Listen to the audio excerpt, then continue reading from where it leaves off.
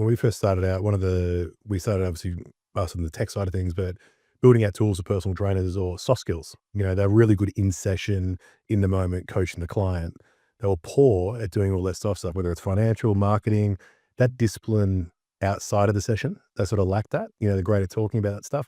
When you're looking at getting into the business, what were those things that may have scared you, or maybe some of the lessons you saw the previous owners or management do? But when you got into the business side, what were your expectations of getting into it? I think I remember distinctly when I got involved with EFM health clubs. I remember distinctly I was probably my third year in. I won franchisee of the year. At the time, it was about Mm, 65 clubs, right? And nice. it was a high performing club. I mean, Frankston in Yep. Australia, it's in Victoria. It always got a bit of a bad rep being the end of the train line. But I had my grandparents had successful business in Frankston. I was comfortable in Frankston. That's where I opened my first EFM health club. And I remember when I was talking to other franchisees at the time about what I was good at and what I wasn't so good at, and I actually look back and go, I don't think I was actually that good of a personal trainer, Mm, but I was very good on the administrative side. I was very good at asking customers to buy a package. I was very mm, good at the advertising marketing side of things and getting myself out there, and so I think from that perspective, I always looked at my first EFM from a perspective of, well, I'm not really providing the services. All I'm doing is providing the structure of what EFM Health Club do in the workout. mm. If I follow that process that's already set for me, great. Yeah. Then all I need to do is put all my attention into growing the business.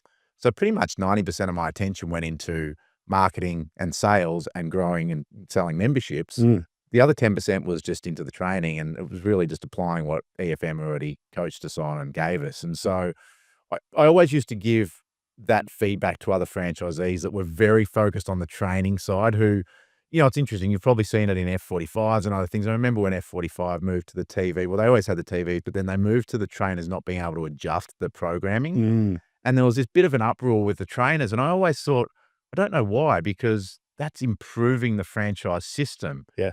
As a franchisee, yeah, or a trainer, you just apply great kind of interactions with your customers, focus on selling the membership, focus on a great experience. Mm. Don't worry about creating the program. It's Yes. there, it's done. Systems in franchising is obviously a thing. You're investing in an existing brand, existing systems, out of the box toolkit, for a better word. Mhm.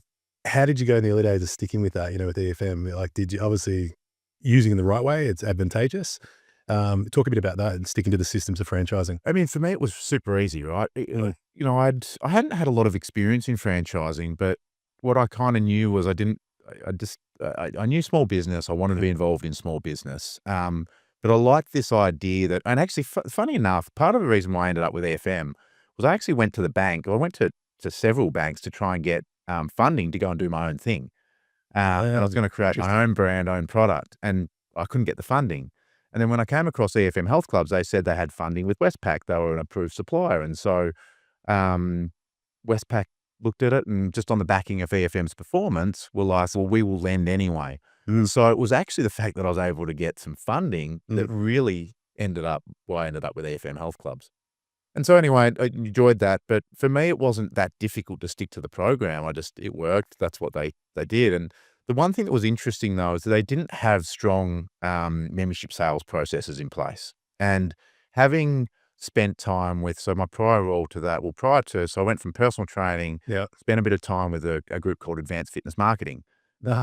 Familiar with them? The guys that were in Richmond years ago. Yeah, so CFM still do the same thing with Dave Wright Yeah. and those sort of guys. So a guy by the name of Clayton Sinclair that had So, yeah, I remember them. Advanced Fitness Oh, Marketing. Yeah, they're right. only just up the road from here. Yeah, yeah, yeah. So I spent some time doing the hard sales process with them where, you'd Yep. book 50 appointments and, half of them would show up on the day and you'd convert half of those. And Yeah. so it was tough work. And I did that for sort of 6 months here in Australia and over in New Zealand. I learned a lot about sales process Mm, and scripting and how to go through that process and close a deal, yeah. ask someone for the business. And so when I brought that experience into EFM Health Clubs, it was interesting that EFM didn't have a sales process. There was nothing in place. Mm, So it was interesting after that first Franchise of the Year award, they actually came and asked me to start consulting to nice. the team about the sales process. And so every month I'd basically set up the sales process, exactly how to pitch the offer that we were Mm, doing. I'd educate all the other franchisees on it, and I did that all the way up until I sold my FM Health Club. So I was both a franchisee, but I also worked on the other side for the franchisor at the same time. So it was interesting. That's where I sort of got that first part of my corporate role at the same time as being a franchisee, which, yeah, it was an interesting experience. How good is that though that, they were good enough to reach out, ask for that assistance and bring him in? I think the most successful franchise brands around the world, doesn't matter what vertical you're in, lean on their franchisees, learn from their franchisees, and when it's right, bring it in.